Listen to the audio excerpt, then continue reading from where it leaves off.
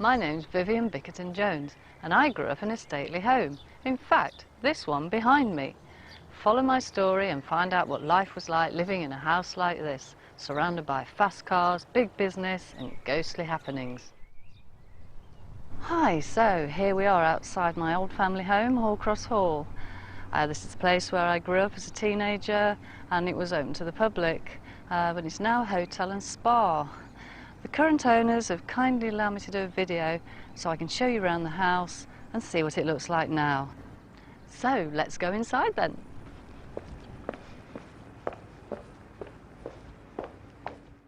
This is the lower entrance hall leading to the main entrance hall, which is now the reception area.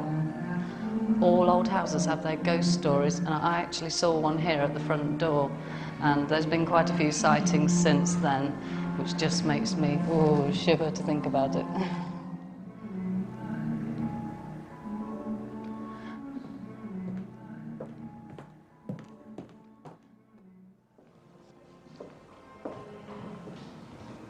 So here I am in the long gallery. This wall was lined with all my dad's suits of armour and medieval weaponry and his antique collection. In the summer the house was open to the public, and in the winter we did medieval banquets. So they were held in the ballroom. So let's go and see where that is.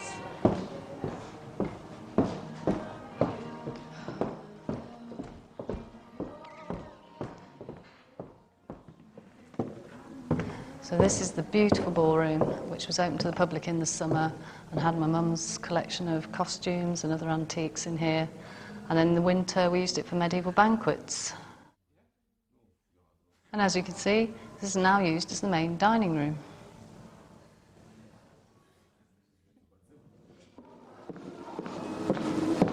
I'm now walking into what used to be the Chinese room.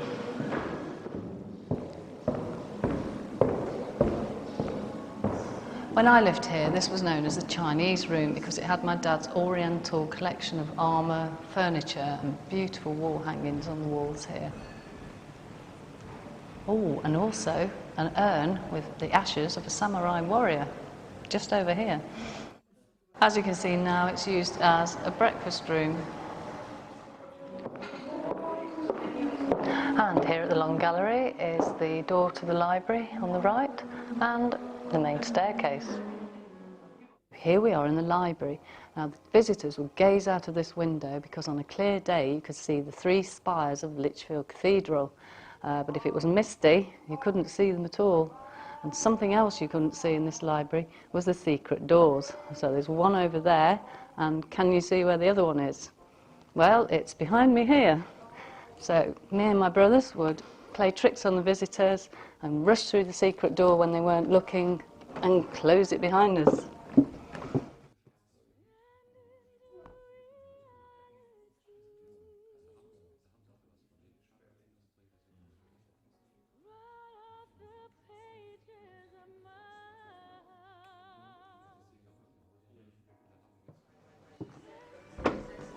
So opposite the library door is the main staircase that I would climb every night to bed, always worrying about seeing the ghost on the landing.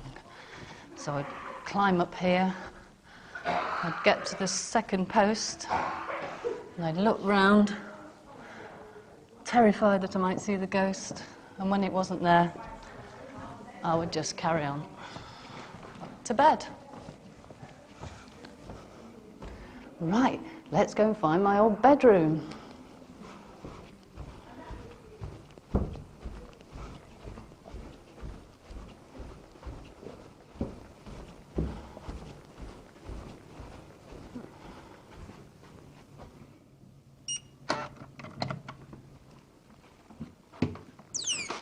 So this is my old bedroom. Wow, this looks a bit different. For one thing, I didn't have an ensuite in my room.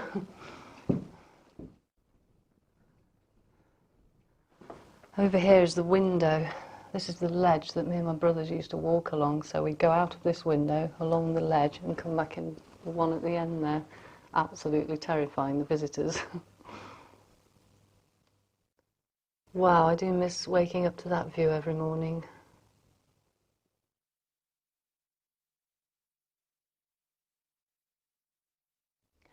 Oh, it's so relaxing here in my old bedroom. I could stay here all day, but I can't. There's so much more of the house and gardens to see, and I want to show you the church, which was built in the grounds by the Meynell family.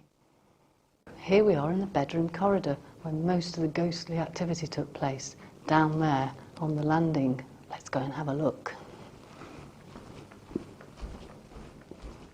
Here we are on the landing where the ghost was seen. This was my parents' bedroom here, and my mum came out one evening onto the landing here and saw a little girl sort of floating around, and she was seen quite a few occasions in other bedrooms down the corridor there, and the present owners even said that they'd seen and heard this little girl crying on more than one occasion. Okay, while we're on the landing, we'll just go over to the spiral staircase, which is just over here. This was used by the servants in the Victorian days to go about their duties around the house. There was a spiral staircase at each end of the house, so the servants could go about their duties without being seen by the family, because that was just not allowed in those days. So let's go and check out the attics.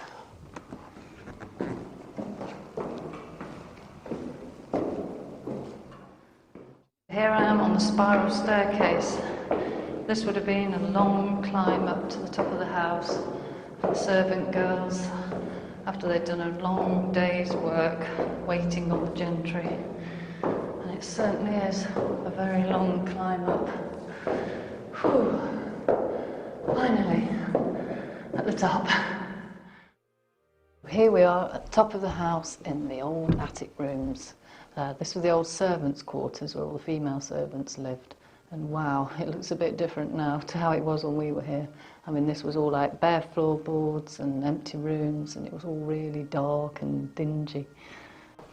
Oh wow, the old servant bells are all still here.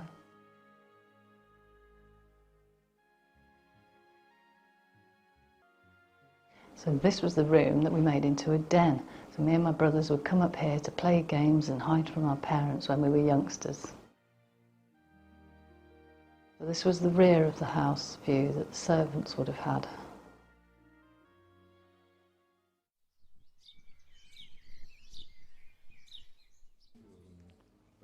And my old house even had its own chapel. Let's go and have a look at it.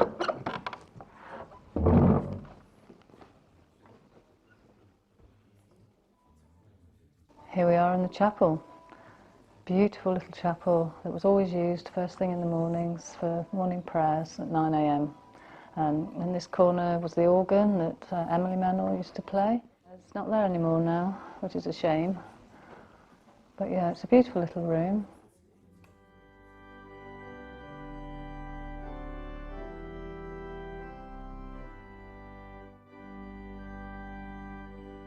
When we lived here, this room was called the Damask Room, or Lady Dorothy's Boudoir, because it had beautiful silk material all over the walls, damask material. And another thing, stately homes always have to have secret doors everywhere. Wonder what's in this one. Ooh, it's my mum's old living room. I'd just come through the secret door into this room, which used to be our old lounge. It was called the Hessian Room because it had this Hessian covering on the walls, and it overlooked this beautiful little garden here, which was our private garden. Okay, so let's go and have a look outside at the garden. This is the east wing of the house. This is the rooms we've just been in. So that's the Damask Room, the Hessian Room, and our family lounge. This is our old newt pond. We used to spend hours playing with these newts. I wonder if they're still here. We called this the hole in the wall. It's a quick way to get round to the back of the house. We also believe that it was put in to put fire hoses through in the event of a fire.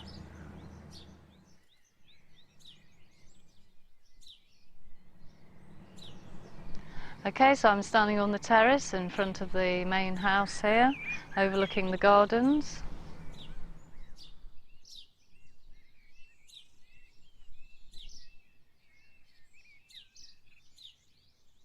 Behind me is the tree that we built our tree house in.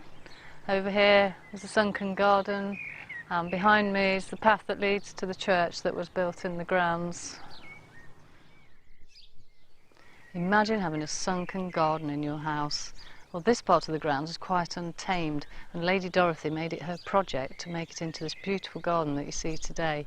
So she filled it with rhododendron bushes and wild flowers everywhere, and it was just a lovely, peaceful place to sit and listen to the bird song.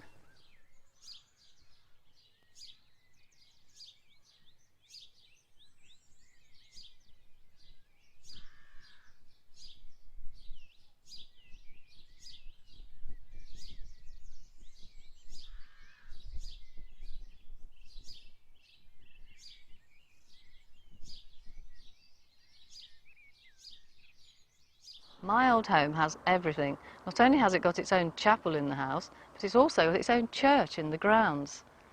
But there's quite a sad story behind why this church was built. Hugo Meynell, that had the house built, died in a hunting accident not long after they moved in 1871. So his wife, Emily Charlotte, had the church built in his memory, and it's quite a magnificent church. We were actually married here, so I'm just going to go and see if I can have a sneaky peek inside.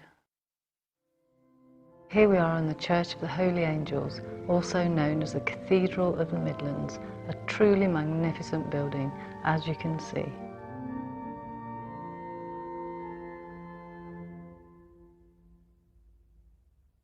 There's a lot of ghost stories associated with the hall, particularly one of a young girl that's often seen and heard, and my mum saw her on a couple of occasions. It's believed that this is the grave of that young girl.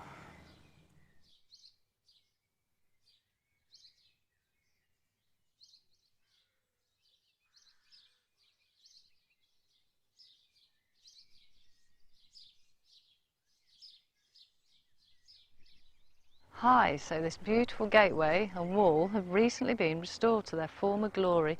This is known as a ha-ha wall, and on this side is a really deep ditch, and it stopped the deer and other animals jumping into the gardens. And if you'd just like to see here, you can see the M and the I, which stood for Meynell Ingram, which was the family that owned the house in the Victorian days.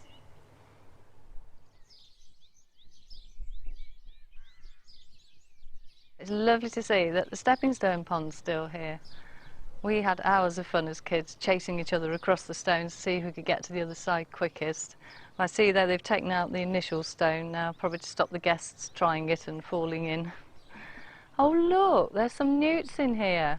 Oh wow, so they are still here then.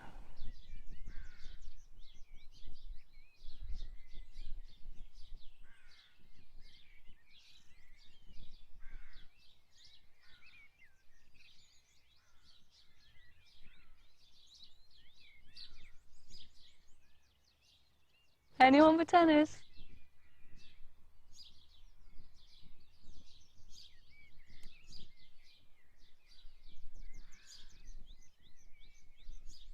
It's been really great coming back to my old home. I'm sorry I couldn't show you the servants' quarters in the basement, but these are now spa treatment rooms, and I don't think the guests would have appreciated being filmed in their swimwear. Also, you may have noticed some new buildings to the side of the hall, which were built by the current owners when they bought it. These are additional hotel rooms and more spa facilities. I hope you've enjoyed the tour of the house as much as I have, and I hope that it's really brought my blogs to life. Thanks for watching, and if you want to know more about my story of growing up in a stately home, please follow my blog and subscribe to my YouTube channel.